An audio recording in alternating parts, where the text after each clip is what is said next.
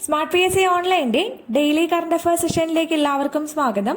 നമ്മളിന്ന് നോക്കാൻ പോകുന്നത് 2024 മാർച്ച് മാസം 4-ാം തീയതിയും 5-ാം തീയതിയും പത്രങ്ങളിൽ വന്നിട്ടുള്ള പ്രധാനപ്പെട്ട കറണ്ട് അഫയേഴ്സ് ആണ്. അപ്പോൾ നമുക്ക് നേരെ ക്ലാസ്സിലേക്ക് പോവാം. നമുക്ക് ആദ്യത്തെ ചോദ്യം നോക്കാം. ഒന്നാമത്തെ ചോദ്യം ഇതാണ്: അടുത്തിടെ ബംഗാൾ ഒഡീഷ തീരത്ത് നിന്നും കണ്ടെത്തിയ ഹെഡ്ഷീൽഡ് കടൽ സ്ലഗിന് നൽകിയ പേര്. അടുത്തിടെ ബംഗാൾ ഒഡീഷ തീരത്ത് നിന്നും കണ്ടെത്തിയ ഹെഡ്ഷീൽഡ് കടൽ സ്ലഗിന് നൽകിയ പേര് എന്താണ്? മെലനോക്ലാമിസ് ദ്രൗപദി.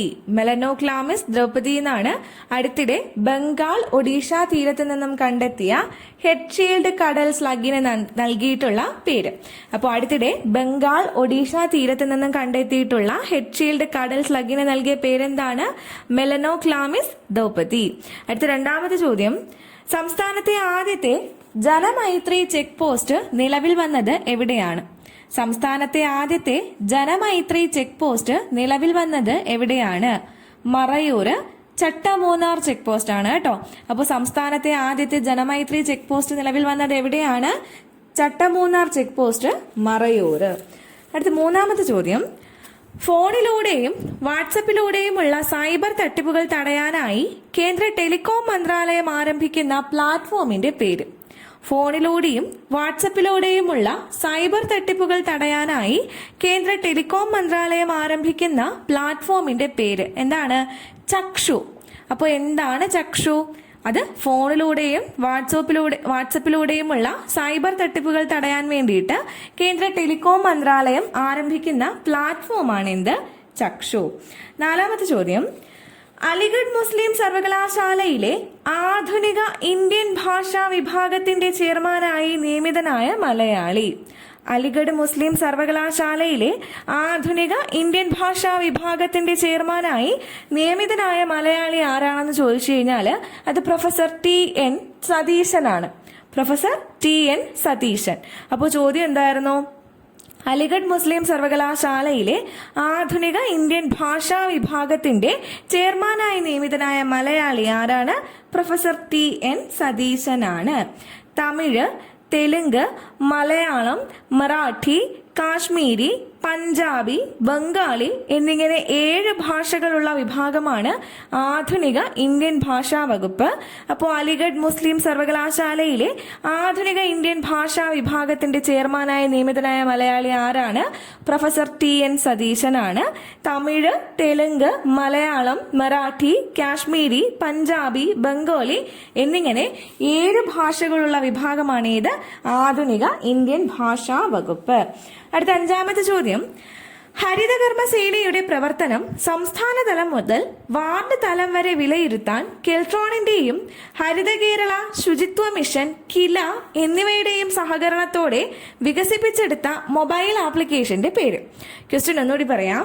ഹരിതകർമ്മ സേനയുടെ പ്രവർത്തനം സംസ്ഥാന തലം മുതൽ വാർഡ് തലം വരെ വിലയിരുത്താൻ കെൽട്രോണിന്റെയും ഹരിത കേരള ശുചിത്വ മിഷൻ, കില എന്നിവരുടെയും സഹകരണത്തോടെ വികസിപ്പിച്ചെടുത്ത മൊബൈൽ ആപ്ലിക്കേഷന്റെ പേര് ചോദിച്ചു കഴിഞ്ഞാൽ ഹരിതമിത്രം. എന്താണ്? ഹരിതമിത്രം.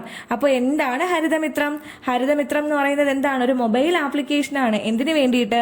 ഹരിതകർമ്മ സേനയുടെ പ്രവർത്തനം സംസ്ഥാന തലം മുതൽ വാർഡ് തലം വരെ വിലയിരുത്താൻ കെൽട്രോണിന്റെയും ഹരിത കേരള ശുചിത്വ മിഷൻ, കില എന്നിവരുടെയൊക്കെ സഹായത്തോടു കൂടി വികസിപ്പിച്ചെടുത്തിട്ടുള്ള മൊബൈൽ ആപ്ലിക്കേഷനാണ് എന്ത്? ഹരിതമിത്രം. ആറാമത്തെ ചോദ്യം: അർബുദ ബാധിതർക്കും ഡയാലിസിസ് ചെയ്യുന്നവർക്കുമുള്ള മരുന്നുകൾ കുറഞ്ഞ നിരക്കിൽ നൽകുന്ന സംസ്ഥാന സർക്കാരിന്റെ പദ്ധതി. അർബുദ ബാധിതർക്കും ഡയാലിസിസ് ചെയ്യുന്നവർക്കുമുള്ള മരുന്നുകൾ കുറഞ്ഞ നിരക്കിൽ നൽകുന്ന സംസ്ഥാന സർക്കാരിന്റെ പദ്ധതി എന്താണ്? നീതി മെഡിക്കൽ സ്കീം. എന്താണ്? നീതി മെഡിക്കൽ സ്കീം എന്നാണ് പദ്ധതിയുടെ പേര്. അപ്പോൾ അർബുദ ബാധിതർക്കും ഡയാലിസിസ് ചെയ്യുന്നവർക്കുമുള്ള മരുന്നുകൾ കുറഞ്ഞ നിരക്കിൽ നൽകുന്ന സംസ്ഥാന സർക്കാരിന്റെ പദ്ധതിയാണെന്ത്? നീതി മെഡിക്കൽ സ്കീം. 2024 ഏപ്രിൽ 1 മുതലാണ് ഈ ഒരു സ്കീം ആരംഭിക്കുന്നത്. ജനറിക് മരുന്നുകൾ ഗുണനിലവാരം ഉറപ്പാക്കി നൽകുന്ന പദ്ധതിയാണ് നീതിയുടെ ഉറപ്പ്. അപ്പോൾ ജനറിക് മരുന്നുകൾ ഗുണനിലവാരം ഉറപ്പാക്കി നൽകുന്ന പദ്ധതിയുടെ പേരെന്താണ്? നീതിയുടെ ഉറപ്പ്. അപ്പോൾ എന്താണ് നീതി മെഡിക്കൽ സ്കീം? അർബുദബാധിതർക്കും അതുപോലെ തന്നെ ഡയാലിസിസ് ചെയ്യുന്നവർക്കുമുള്ള മരുന്നുകൾ കുറഞ്ഞ നിരക്കിൽ നൽകുന്ന സംസ്ഥാന സർക്കാരിന്റെ പദ്ധതിയാണ് നീതി മെഡിക്കൽ സ്കീം. 2024 ഏപ്രിൽ 1 മുതലാണ് ഈ ഒരു സ്കീം എന്ത് ചെയ്യുന്നത്? ആരംഭിക്കുന്നത്. 7ാമത്തെ ചോദ്യം, കേരളത്തിലെ ആദ്യത്തെ ആർട്ടിഫിഷ്യൽ ഇന്റലിജൻസ് അധ്യാപിക. കേരളത്തിലെ ആദ്യത്തെ ആർട്ടിഫിഷ്യൽ ഇന്റലിജൻസ് അധ്യാപിക ആരാണ്? ഐറിസ്. ആരാണ്? ഐറിസ് ആണ് കേരളത്തിലെ ആദ്യത്തെ ആർട്ടിഫിഷ്യൽ ഇന്റലിജൻസ് അധ്യാപിക. തിരുവനന്തപുരം ജില്ലയിലെ കല്ലമ്പലം, കടുവയിൽ KTCT സ്കൂളുകളിലാണ് ഐറിസ് എന്ന AI അധ്യാപികയെ അവതരിപ്പിച്ചത്. കേരളത്തിലെ ആദ്യത്തെ AI സ്കൂൾ എവിടെയാണെന്ന് ചോദിച്ചു കഴിഞ്ഞാൽ അത് ശാന്തിഗിരി വിദ്യാഭവൻ, പോത്തങ്കോടാണ്. അപ്പോൾ കേരളത്തിലെ ആദ്യത്തെ AI അധ്യാപിക ആരാണ്? അത് ഐറിസ് ആണ്. തിരുവനന്തപുരം ജില്ലയിലെ കല്ലമ്പലം, കടുവയിൽ KTCT സ്കൂളുകളിലാണ് ഐറിസ് എന്ന് പറയുന്ന AI അധ്യാപകയെ അവതരിപ്പിച്ചത്. കേരളത്തിലെ ആദ്യത്തെ AI സ്കൂൾ എവിടെയാണെന്ന് ചോദിച്ചു കഴിഞ്ഞാൽ അത് എവിടെയാണ്? അത് ശാന്തിഗിരി വിദ്യാഭവൻ, പോത്തൻകോടാണ്. 8ാമത്തെ ചോദ്യം, ഇന്ത്യയിലെ ആദ്യത്തെ ഡോൾഫിൻ ഗവേഷണ കേന്ദ്രം സ്ഥാപിതമായത് എവിടെയാണ്? ഇന്ത്യയിലെ ആദ്യത്തെ ഡോൾഫിൻ ഗവേഷക കേന്ദ്രം സ്ഥാപിതമായത് എവിടെയാണ്? ബീഹാറിലാണ് കേട്ടോ. അപ്പോൾ ഇന്ത്യയിലെ ആദ്യത്തെ ഡോൾഫിൻ ഗവേഷണ കേന്ദ്രം സ്ഥാപിതമായത് എവിടെയാണ്? ബീഹാറിലാണ്. 9ാമത്തെ ചോദ്യം നോക്കാം. ഒരു പുരസ്കാരമാണ്. 2024 വിലാസിനി സ്മാരക നോവൽ പുരസ്കാരത്തിന് അർഹനായത് ആരാണ്? 2024 വിലാസിനി സ്മാരക നോവൽ പുരസ്കാരത്തിന് അർഹനായത് ആരാണ്? ഷാനവാസ് പോങ്ങനാട്. ആരാണ്? ഷാനവാസ് പോങ്ങനാടാണ് 2024 വിലാസിനി സ്മാരക നോവൽ പുരസ്കാരത്തിന് അർഹനായത്. ആരാണ്? ഷാനവാസ് പോങ്ങനാടാണ്. ഇനി ഏത് കൃതിക്കാണ് എന്ന് ചോദിച്ചു കഴിഞ്ഞാൽ നിലം തൊട്ട നക്ഷത്രങ്ങൾ. കൃതി ഏതാണ്? നിലം തൊട്ട നക്ഷത്രങ്ങൾ. അപ്പോൾ 2024 വിലാസിനി സ്മാരക നോവൽ പുരസ്കാരത്തിന് അർഹനായത് ആരാണ്? ഷാനവാസ് പോങ്ങനാടാണ്. കൃതി നമ്മൾ പറഞ്ഞു ഏതാണ്? നിലം തൊട്ട നക്ഷത്രങ്ങൾ. അടുത്ത ചോദ്യം, ലോക അത്ലറ്റിക് ചാമ്പ്യൻഷിപ്പ് 2027 വേദി. ലോക അത്ലറ്റിക് ചാമ്പ്യൻഷിപ്പ് 2027 വേദി എവിടെയാണ്? Beijing, China. എവിടെയാണ്? ബീജിംഗ്, ചൈനയാണ് ലോക അത്ലറ്റിക് ചാമ്പ്യൻഷിപ്പ് 2027 വേദി.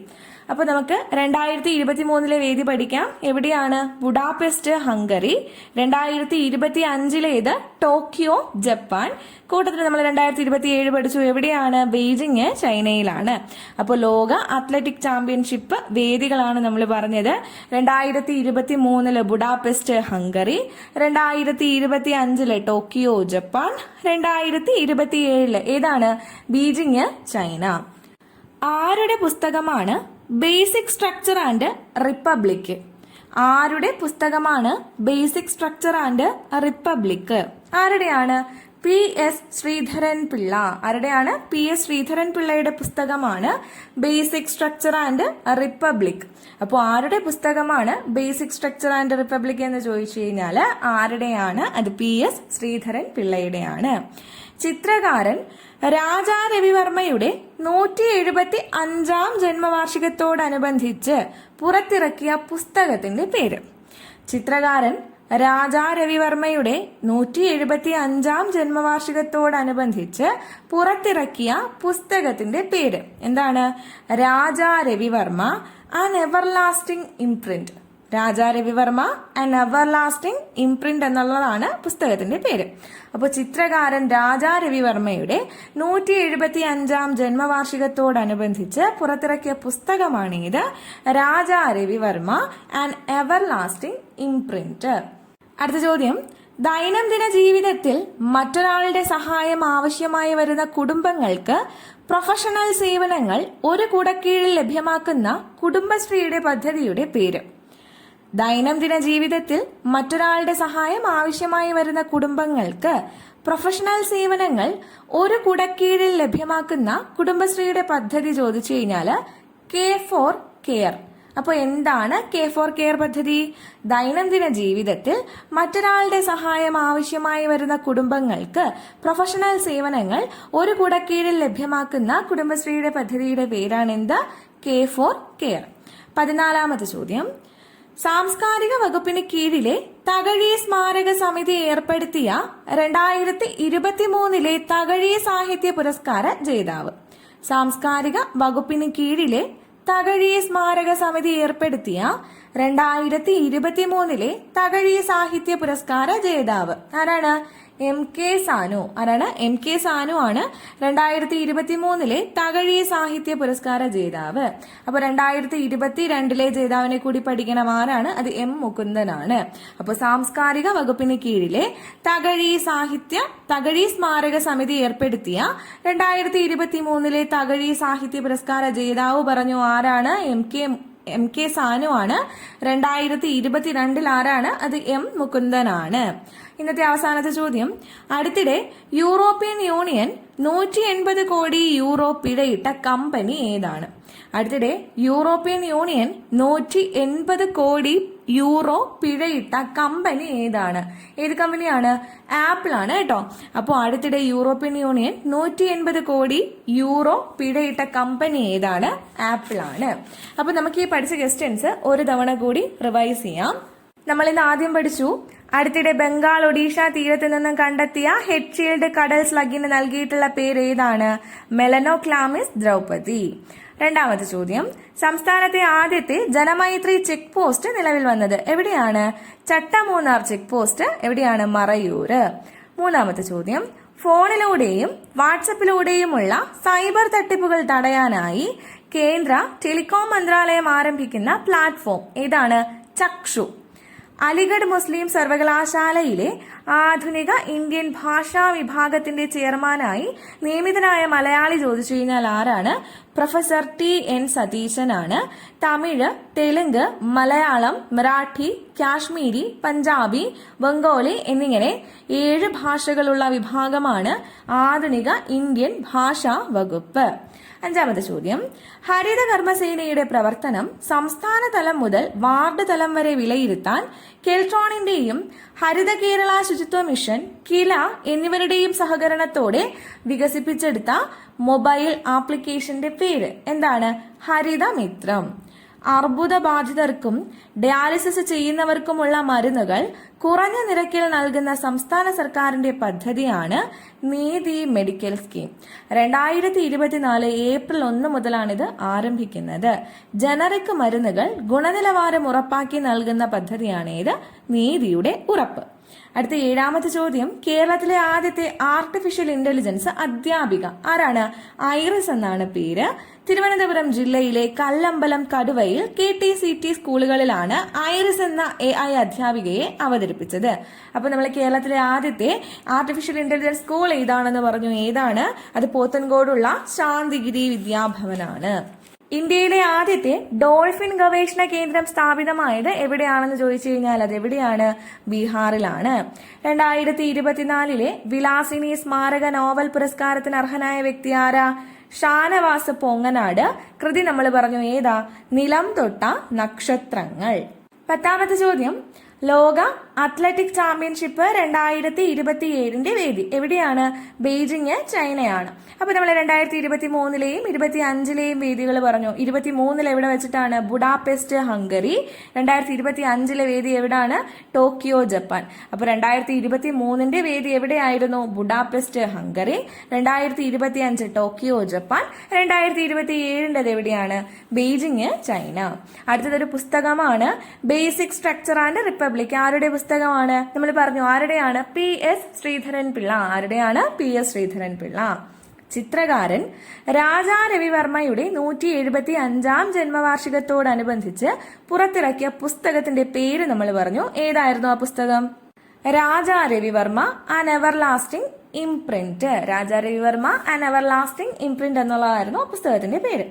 ദൈനംദിന ജീവിതത്തിൽ മറ്റൊരാളുടെ സഹായം ആവശ്യമായി വരുന്ന കുടുംബങ്ങൾക്ക് പ്രൊഫഷണൽ സേവനങ്ങൾ ഒരു കുടക്കീഴിൽ ലഭ്യമാക്കുന്ന കുടുംബശ്രീയുടെ പദ്ധതി പറഞ്ഞു. ഏതാണ്? K4 care. സാംസ്കാരിക വകുപ്പിന് കീഴിലെ തകഴി സ്മാരക സമിതി ഏർപ്പെടുത്തിയ 2023 തകഴി സാഹിത്യ പുരസ്കാര ജേതാവ് നമ്മൾ പറഞ്ഞു ആരാണ്? അത് MK സാനു ആണ്. അപ്പൊ നമ്മൾ 2022 ജേതാവിനെ കൂടി പറഞ്ഞു ആരാണ്?